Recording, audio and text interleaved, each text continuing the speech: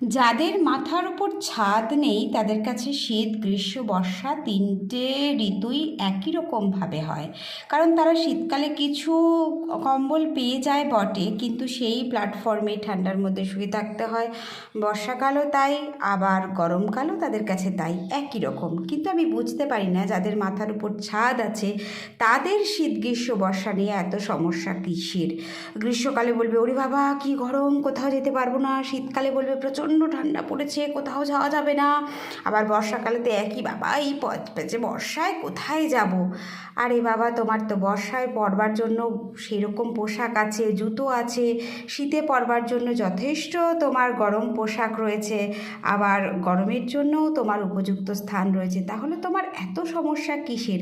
একবার ভাবো তো, যাদের কাছে কিছু নেই তারা কি করে এই মাথার ওপর ছাদবিহীন জীবনযাপন করছে।